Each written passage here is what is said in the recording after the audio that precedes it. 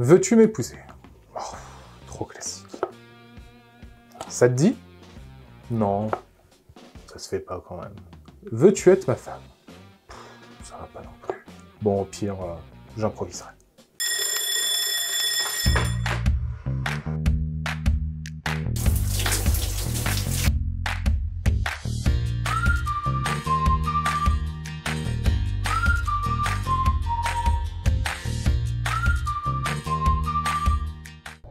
Aujourd'hui, je suis accompagnée de Nicolas pour ce matin malin, car il s'est passé un événement dans la vie de Nicolas vraiment exceptionnel. Que s'est-il passé? Eh bien, Charline, je suis fiancé.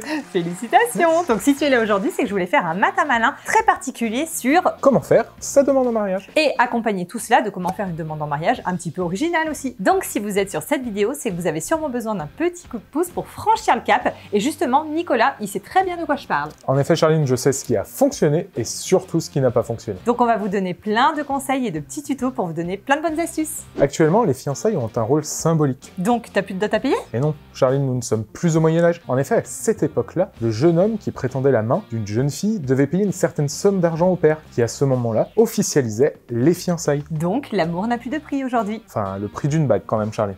À présent que tu as franchi le cap de faire ta demande en mariage, moi j'ai une question. Pourquoi nous marions-nous et pourquoi toi tu as décidé de te marier? Alors simplement parce que c'est un vrai acte d'amour. Cela permet d'officialiser le couple aux yeux de tous. C'est également l'occasion de faire une belle fête avec les amis et la famille. C'est également un nouveau cap vers une vie conjointe avec son ou sa partenaire. Et enfin, cela permet de respecter les traditions. En petit bonus, on peut aussi mettre une très belle robe de mariée. Enfin oui Charline, mais n'oublie pas l'enterrement de vie de jeune fille et l'enterrement de vie de garçon. Double fête. Dans les us et coutumes, il faut traditionnellement poser le genou à terre. Mais de nos jours, est-ce que ça se fait encore? Tout à fait Charline, alors même si moi personnellement je ne l'ai pas fait, il est courant de poser le genou gauche à terre. En effet, le genou droit étant celui réservé à la prière et à Dieu. On va briser tous les stéréotypes des hommes qui demandent les femmes en mariage. Nicolas, la question suivante, est-ce qu'il y a que les hommes qui font des demandes en mariage? Alors Charline, oui et non. Oui, parce que majoritairement, cela reste les hommes pour le respect des traditions. Mais à l'heure actuelle, il y a également des femmes qui font leurs demandes. Et enfin, pour les couples du même sexe, le plus souvent, c'est le plus rapide des deux. Bon alors tu sais que je suis curieuse,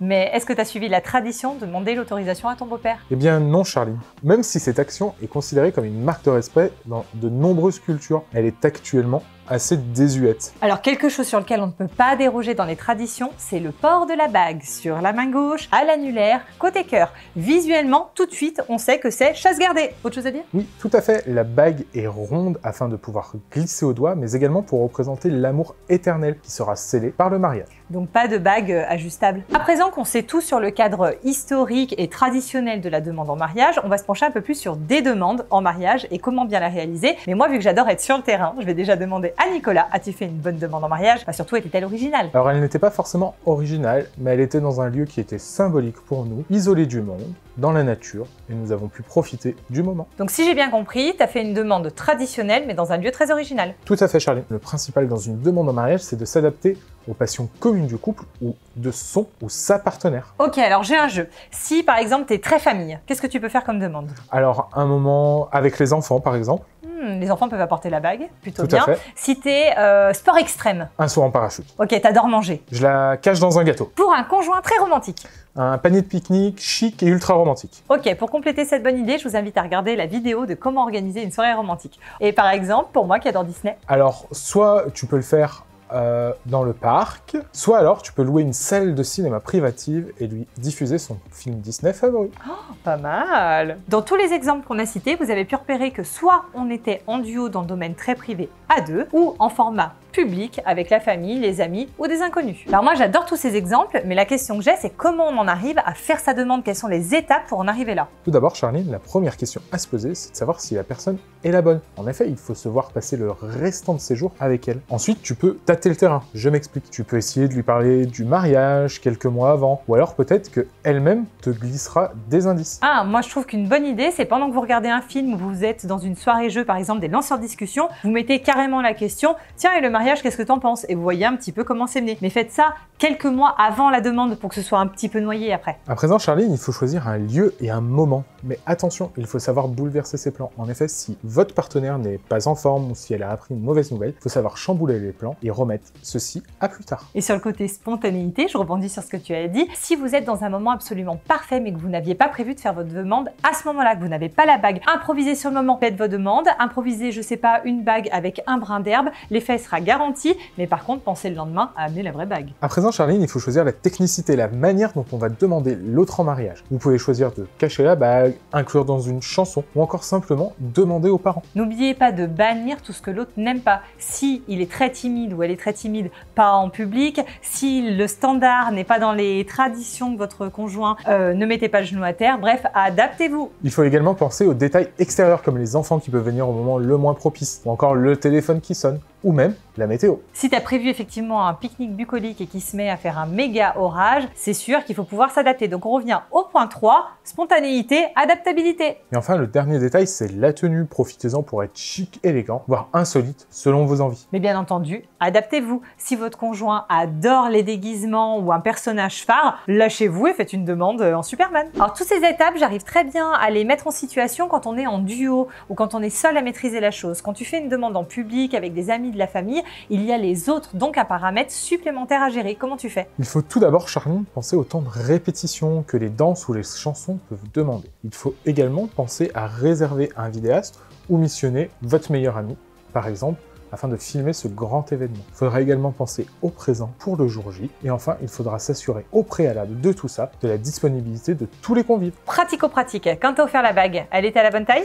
Eh bien non, mais je m'étais assuré au préalable que je pourrais la changer et l'ajuster. Alors la vie n'est pas un film romantique, hein. La réaction de l'autre n'est pas maîtrisable, c'est une personne à part entière. Est-ce que tu as un petit conseil à donner? Oui, tout à fait, Charline, il ne faut pas anticiper la réaction de l'autre. Laissez-vous surprendre par des larmes, des cris de joie ou encore même un énorme câlin. Ok, je parle que la vie n'est pas un film, mais justement dans un film, quand on a une demande en mariage, ça s'arrête souvent au oui, ils vécurent heureux et eurent beaucoup d'enfants.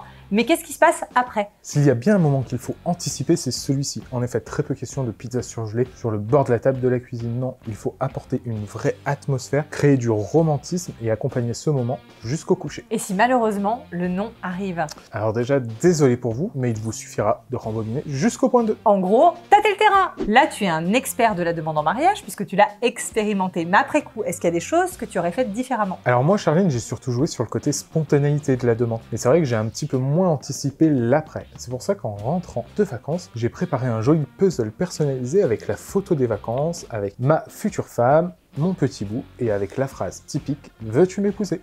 Et là, elle a redit oui. Suspense.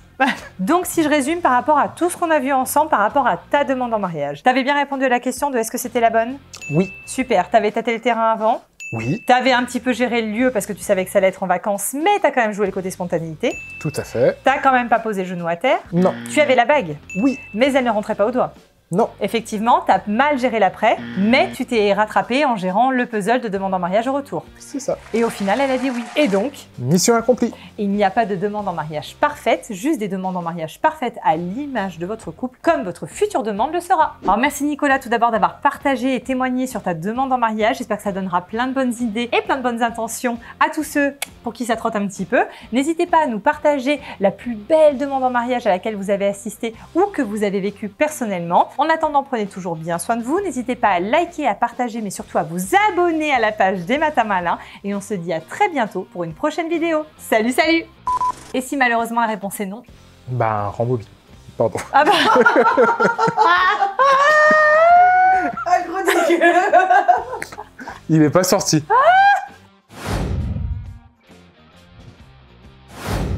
Cadeaumaestro.com